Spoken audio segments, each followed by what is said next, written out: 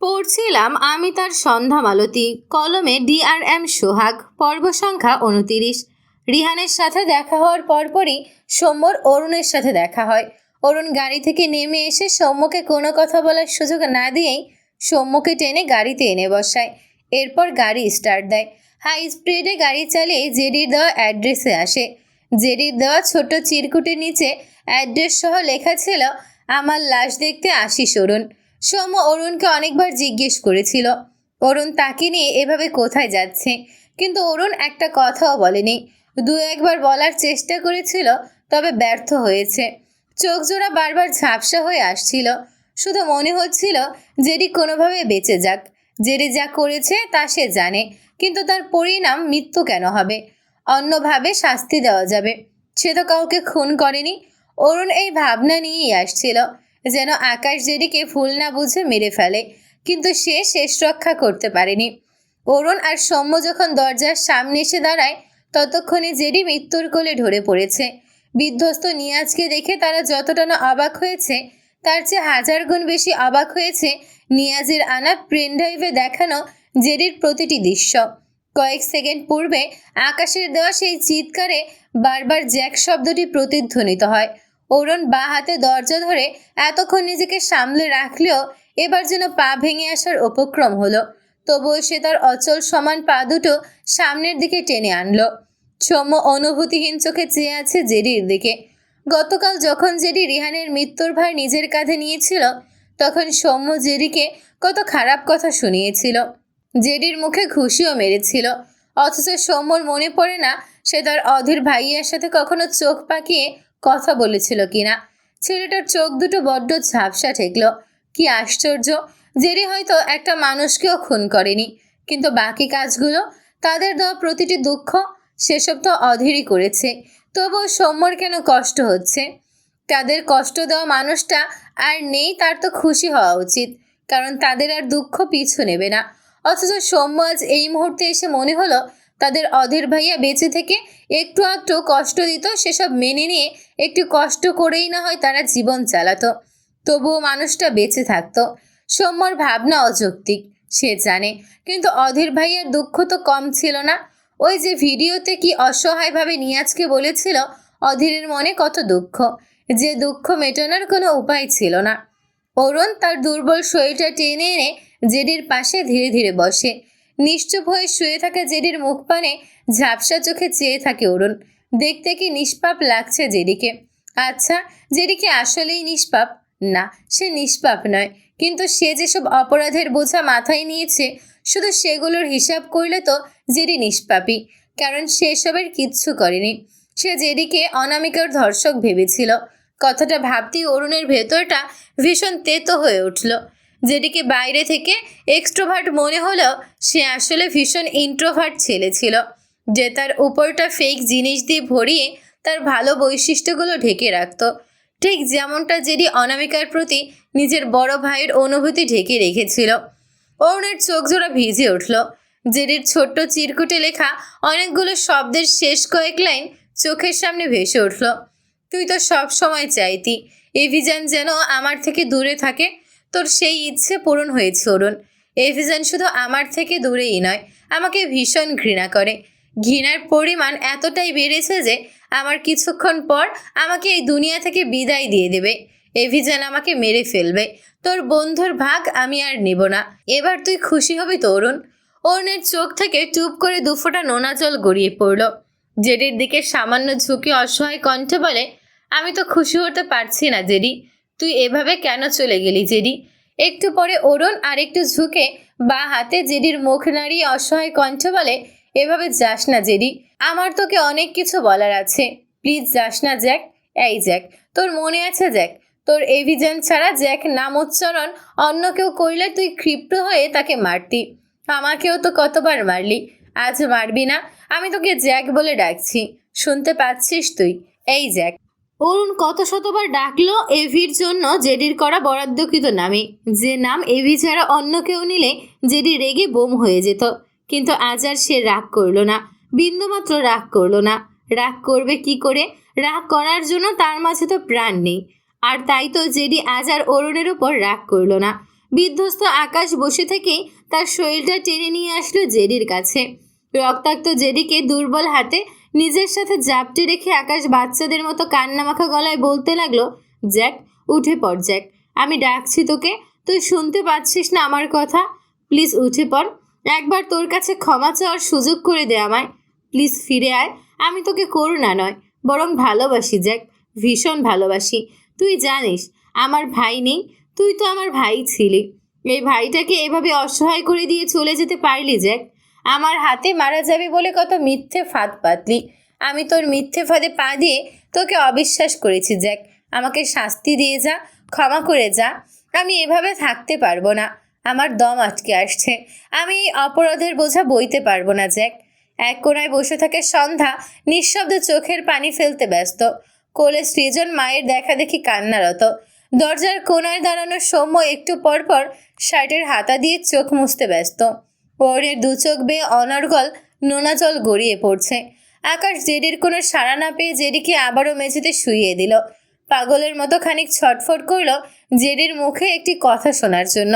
রক্তমাখা দুহাতে জেডির সারা মুখ বোলায় আর বেঁধে আসা গলায় বলে, জ্যাক, একবার আমার সাথে কথা বল না, তোর অনেক সাহস বেড়েছে। তুই আমার ডাককে অগ্রাহ্য করছিস জ্যাক, তোর এভিজানের ডাক শুনেও এভাবে পড়ে পড়ে ঘুমাচ্ছিস জ্যাক, আমার ভীষণ কষ্ট হচ্ছে। আরে এই জ্যাক, শেষ কথাটা বলতে গিয়ে আকাশের কথা পুরোপুরি জড়িয়ে আসে, চোখ দুটো বুজে আসে, দেহের ভারসাম্য হারিয়ে ফেলে। হুমড়ি খেয়ে মেদো থুবড়ে পড়ে যায় জেডির শক্ত বাহুর উপর। অস্পষ্ট স্বরে একবার উচ্চারণ করে, আমি বাঁচতে চাই না জ্যাক। আকাশকে এভাবে পড়ে যেতে দেখে সকলে ভয় পেয়ে যায়। সবার আগে কান্নারত সন্ধ্যা এতক্ষণ স্থির হয়ে বসে থাকলো, এবার থাকলো না। সে নেতিয়ে পড়া সৃজনকে বুকের সাথে লেপ্টে ধরে এক প্রকার দৌড়ে আকাশের দিকে এগিয়ে আসে আর কান্নামাখা গলায় শব্দ করে ডাকে, আকাশ। ছোটকালে অধীরের সাথে ছোট্ট ছোট্ট স্মৃতিগুলো, অধীরের ভালোবাসা, অধীরের গল্প সন্ধ্যার মনে কতটুকু প্রভাব ফেলেছে সে জানে না। কিন্তু তার আকাশ মৃত্যুর সন্নিকটে বুঝতে পেরে তার হৃদয় ছিঁড়ে যাওয়ার উপক্রম হয়েছে। সে এতক্ষণের মতো আর নীরব অশ্রু বিসর্জন দিতে পারেনি। দুর্বল শরীরটা নিয়ে তার ভালোবাসার দিকে ছুটে আসছে। যে অধীর তাকে ভালোবেসে প্রাণ দিয়ে দিল, অথচ সন্ধ্যা তার দিকে পা বাড়ানোর সাহস পায়নি। কিন্তু আকাশ এখনো মৃত্যুর কোলে ঢলে পড়েনি, তাতেই সন্ধ্যার মাঝে কত ব্যাকুলতা। এটাই বুঝি ভালোবাসা? ইস্ট ইংল্যান্ডের মাফিয়া কিং আকাশ ভিরাজ নাওয়ান, সাউথ ইস্ট ইংল্যান্ডের মাফিয়া কিং জ্যাক ডাল্টনকে হত্যার অপরাধে আকাশ ভিরাজ নাওয়ানকে গ্রেফতার করার নির্দেশ দেওয়া হয়েছে। প্রতিটি নিউজ চ্যানেলে এক নিউজ। মাফিয়াদের ধরার জন্য পুলিশেরা অনেক চেষ্টা চালায়, তবে প্রমাণের অভাবে তা সম্ভব হয়ে ওঠে না। আবার তারা প্রশাসনকে নিজের আয়ত্তে রাখায় আরও অসম্ভব হয়ে পড়ে। তাদের প্রতিটি খুন খারাপি, অসৎ কাজ ক্ষমতার আড়ালে চাপা পড়ে যায়। কিন্তু আজ আকাশের ক্ষেত্রে সব কিছু চাপা পড়ার সুযোগ আর হলো না, কারণ জেডি সাধারণ কেউ নয়, সে আকাশের মতো বড় মাপের একজন মাফিয়া, যার ফলে ব্যাপারটি সবার হাইলাইটে চলে এসেছে। জেডির ডেড বডি সহ আকাশকে হসপিটালে আনা হয়েছে। ডক্টর জানিয়েছে আকাশ হার্ট অ্যাটাক করেছে, অবস্থা খুবই খারাপ। এর আগেও আকাশের হার্ট ব্লক ছিল, অলরেডি রিং পরানো আছে, কিন্তু এবার সিচুয়েশন আগের চেয়েও অনেক খারাপ। আকাশকে আইসিইউতে রাখা হয়েছে। হসপিটালের চারদিকে পুলিশ দ্বারা ঘেরাও করা, আসামি যাতে পালাতে না পারে। আসামির চিকিৎসা শেষ হলেই তাকে জেলে নিতে হবে, উপর মহলের আদেশ। সন্ধ্যা আইসিইউ রুমের দরজায় দাঁড়িয়ে আছে।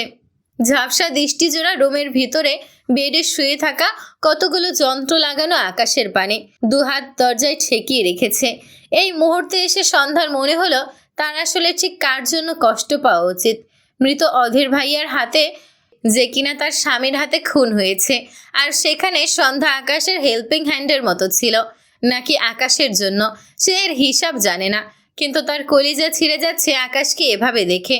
তার আকাশ এই ঘর থেকে ফিরবে তো, নাকি আর ফিরবে না? আর ফিরলেও বা কি, তার আকাশকে তো পুলিশ ধরে নিয়ে লকআপে পড়ে রাখবে। সন্ধ্যা আর নিতে পারে না। মেয়েটা দরজার সাথে মাথা ঠেকিয়ে ফপিয়ে ওঠে। দম বন্ধকর অনুভূতিতে শ্বাস নিতে বড্ড কষ্ট হয়। স্বল্প দূরে দাঁড়ানো সৌম্যর কোলে সৃজন মাকে কাঁদতে দেখে নিজেও কেঁদে ফেলে। সৌম্য সৃজনকে বুকে চেপে রাখে, কিন্তু লাভ হয় না। বাচ্চা ছেলেটির মনে হচ্ছে সে অচেনা এক জায়গায় এসে পড়েছে, যে পরিস্থিতির সাথে বিন্দুমাত্র পরিচিত নয়। বিশেষ করে মাকে এভাবে কাঁদতে দেখা, সৃজনের ভাগ্যে কখনোই হয়নি। আজ প্রথমবারের মতো মায়ের দেখা পাবার পর থেকে শুধু দেখছে তার মা কাঁদছে। ইংল্যান্ডের একটি অন্ধকার ঘরের এক কোণায় 30 বছরের একটি ছেলে বসা, যার চোখ দুটো টকটকে লাল। দু হাত দু হাঁটুর উপর রেখে সামনের দিকে সামান্য ঝুঁকে আছে, দৃষ্টি জোড়া বন্ধ। কানে বারবার বাজছে ইস্ট ইংল্যান্ডের মাফিয়া কিং আকাশ ভিরাজ নাওন সাউথ ইস্ট ইংল্যান্ডের মাফিয়া কিং জ্যাক ডাল্টনকে হত্যা করেছে। ছেলেটির ভেতরটা অজানা এক কারণে ছটফটিয়ে উঠল। ব্যথাতুর অস্ফুট স্বরে বেরিয়ে এলো, ভাই। চোখের সামনে ভেসে উঠল কদিন আগে তার সাথে জেডির কিছু কথোপকথনের দৃশ্য। জেডি তার ছোট সৎ ভাই অ্যালেক্স এর সম্মুখ বরাবর একটি চেয়ারে বসে আছে, ডান পা বাঁ পায়ের উপর উঠিয়ে রেখেছে। চেয়ারে হেলান দিয়ে দুহাত আড়াআড়িভাবে বুকে গুজে রেখেছে। ডান পা নাড়াতে নাড়াতে জেডি তার সৎ ভাইয়ের উদ্দেশ্যে গম্ভীর গলায় বলে, তুমি আমার কাজটা করবে কি করবে না? Yes or no? অ্যালেক্স জেডির সামনে পাতা চেয়ার থেকে উঠে দাঁড়ায়। এপাশ ওপাশ হাঁটতে হাঁটতে বিরক্ত মাখা কণ্ঠ বলে, আমার কাছে এসে তুমি এত ফালতু নাটক কেন করছো? তুমি মরে যাবে। এখন এসব আমাকে বিশ্বাস করতে হবে। আমাকে ডিস্টার্ব করবে না, আমার কাজ আছে। কথাগুলো বলতে বলতে অ্যালেক্স তার ঘরের কোনায় রাখা টেবিলের উপর থেকে একটি ফাইল নিয়ে ফাইলটি মেলে ধরে। অ্যালেক্সের অগ্রাহ্য জেডির মোটেও পছন্দ হয় না। সে রেগে গিয়ে একটি ছোটোখাটো পানি ভর্তি অ্যাকোরিয়াম অ্যালেক্সের দিকে ছুঁড়ে মারে। পানিসহ অ্যাকোরিয়ামটি গিয়ে লাগে অ্যালেক্সের বাম বাহুতে। হাত থেকে ফাইল পড়ে যায়, সাথে সাথে অ্যাকোরিয়ামের ভেতরের পানি তার গায়ে এসে ছিটকে লাগে। অ্যালেক্স চেঁচিয়ে ওঠে, জেডি! ততক্ষণে জেডি বসা থেকে উঠে দাঁড়িয়েছে, দুহাত প্যান্টের পকেটে গুজে রাখা। জল জল করা সাদা চোখের মণি দুটো অ্যালেক্সের পানে রেখে রাগান্বিত স্বরে বলে, নামে হলেও আমি তোমার বড় ভাই অ্যালেক্স, তাই আমাকে সম্মান দাও। জেডিকে রাখতে দেখে অ্যালেক্স বহু কষ্টে নিজেকে একটু শান্ত করে। চোখে মুখে অজস্র বিরক্তি। বলে, আরেকবার ভালোভাবে বলো কি করতে হবে। জেডি অ্যালেক্সের দিকে এগিয়ে আসতে আসতে গম্ভীর গলায় বলে, আমি মারা যাওয়ার পর যে কোনো মূল্যে এভিকে জেল থেকে ছাড়িয়ে নিতে হবে। অ্যালেক্স ভ্রু কুঁচকে বলে, বুঝলাম না, তুমি মারা গেলে এভি কেন জেলে যাবে? তোমার মারা যাওয়ার সাথে তোমার বন্ধুর জেলে যাওয়ার কানেকশনটা কোথায়? অ্যালেক্সের কথা জেডি কিছু সময়ের জন্য একেবারে চুপ হয়ে যায়। একটু সময়ের মাঝে ছেলেটার চোখ দুটো লাল হয়ে যায়। জেডি দুবার স্বপ্ন ঢোক গিলে বলে, কারণ এভি হবে আমার খুনি। জেডির কণ্ঠে কম্পন। অ্যালেক্স কিছু বলার জন্য মুখটা সামান্য ফাঁক করেছিল।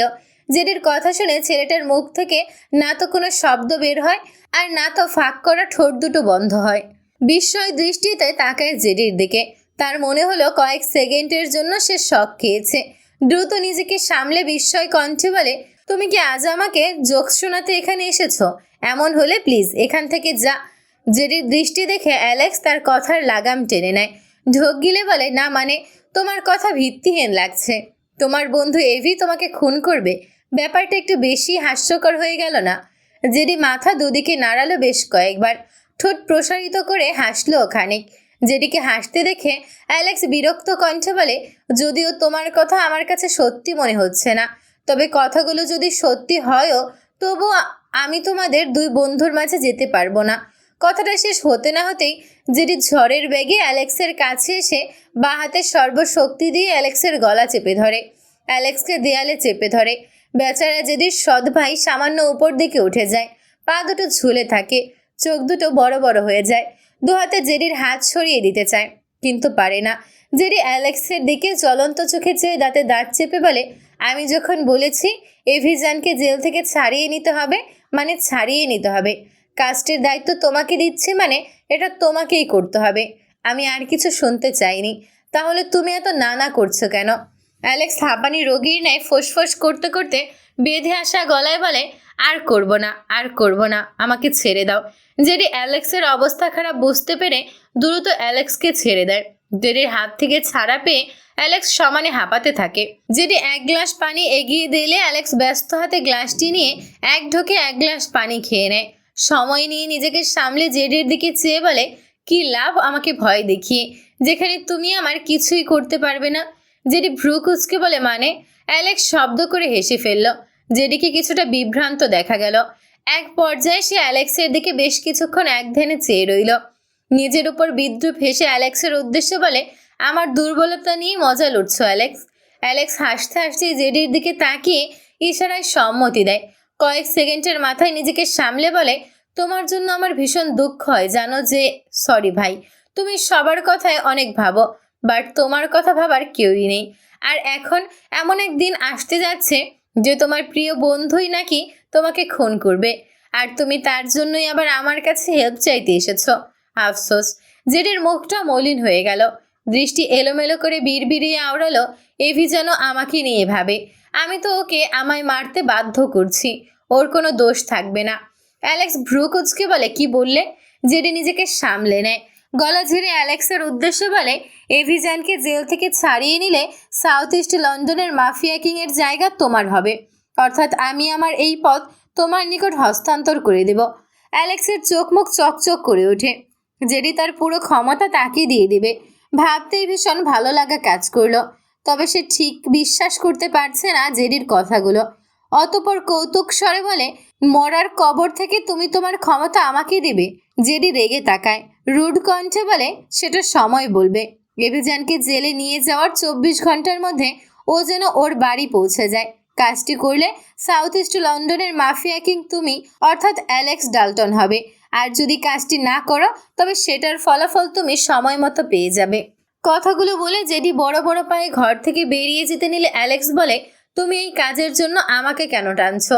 জেডি বিরক্ত কণ্ঠে বলে, কারণ তুমি একজন অভিজ্ঞ উকিল, মানুষকে জেল থেকে ছাড়িয়ে আনাই তোমার পেশা। মানুষের বাল ছিঁড়তে ওকালতি করে বেড়ানো তো তোমার পেশা নয়, রাইট? জেডির কথা শুনে অ্যালেক্স চোখ মুখ কুঁচকে নিল।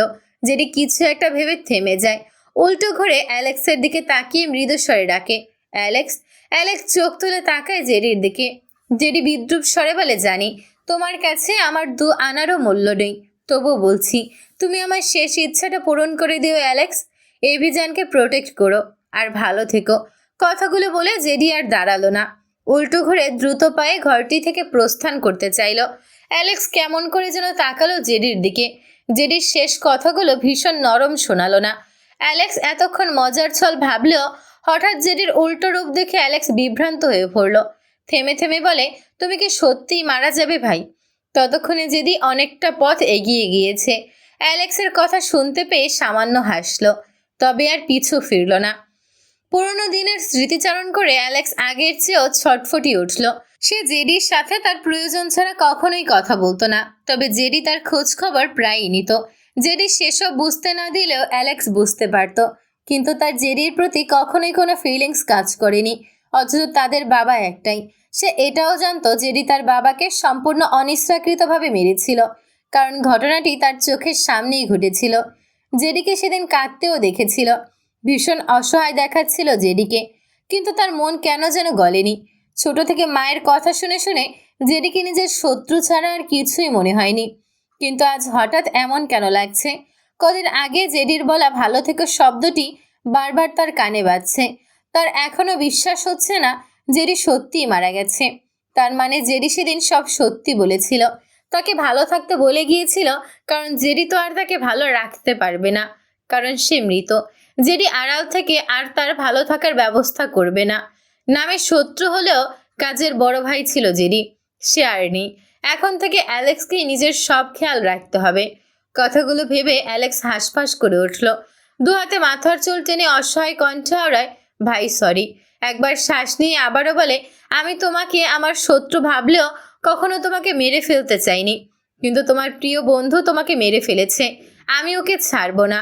আমি তোমাকে দেওয়া কথা রাখতে পারবো না ভাই। আমার ক্ষমতা চাই না, কিন্তু আমি আমার ভাইয়ের খুনিকে শুধু জেল নয়, ফাঁসির ব্যবস্থা করে ছাড়ব।